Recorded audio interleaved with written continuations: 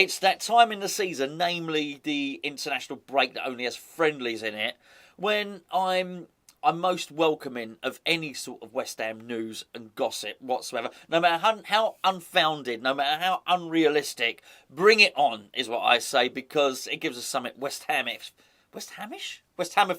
to talk about. Something like that anyway. I don't mind so much the international break when there are competitive games, but with the friendlies, it just seems like a barren couple of weeks. And we've been used to it at West Ham, thick and fast, one game after another. I think the break's probably really good for a number of our players, as I discussed yesterday. Namely, I think we might get a very different Antonio back, but as a fan, you get used to the sort of machine gun frequency of the games, don't you? Anyway, the first article is, look, it's about Kalvin Phillips, but there's a bombshell in it.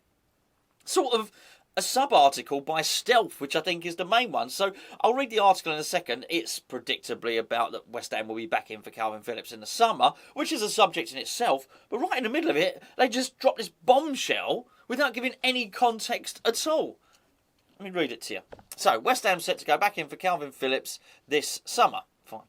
West Ham could face a difficult battle to keep England star Declan Rice in their books. Blah, blah, blah. Yes. And they could be looking to recruit Kalvin Phillips to replace the England international, although it would be David Moyes' preference to play the two of them alongside each other. Right, nothing new there. It said, however, here's a bit. However, with the potential departure of Mark Noble, fine, we know this, and Manuel Lanzini leaving at the end of the season, the Hammers are likely to need more reinforcements in the midfield area. What? Sorry. Stop, pause, rewind, whatever, reverse. The potential departure of Manuel Lanzini. Did I miss something here? Because I think I look at the West Ham news every day. What? Why would this be? That can't be allowed to happen. I mean, his contract is up.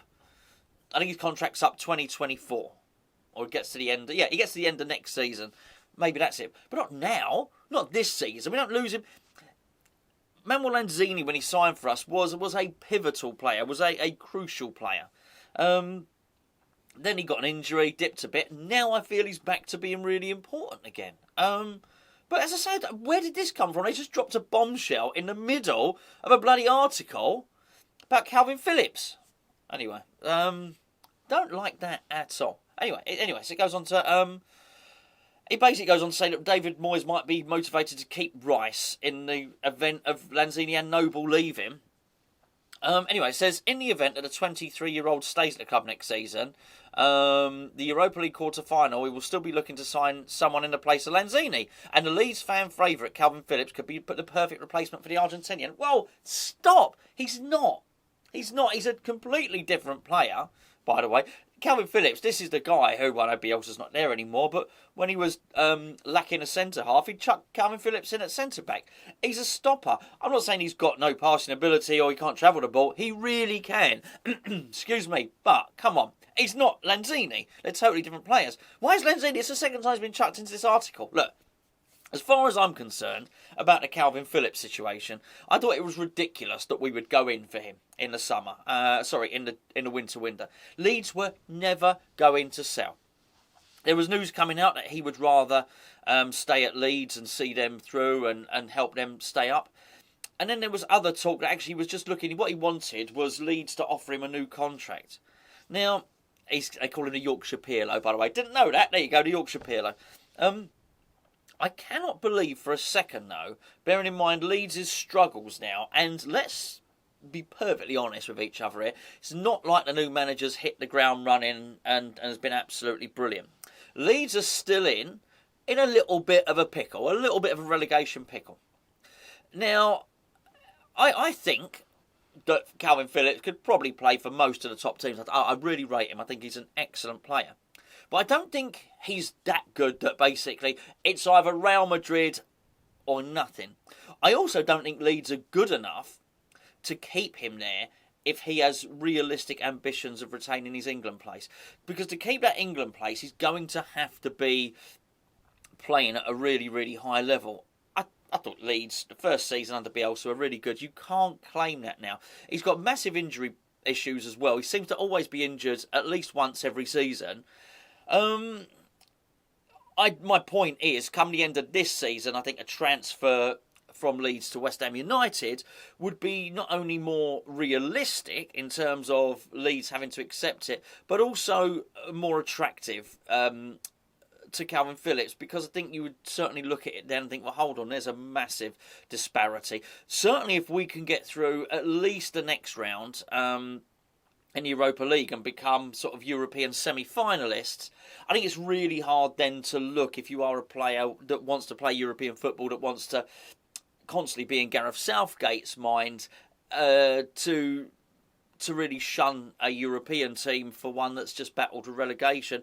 I don't know. Look, if he did want to stay at Leeds, fair play to him. I mean, absolutely fair play to him. But I think it would be to the detriment of his international career, put it that way. But that might not be the be-all and end-all for him. I do think it is a relatively realistic transfer. And I think if that's one of the players that David Moyes has highlighted, then he should go for him. The injuries do worry me, though. I can't pretend otherwise on that one.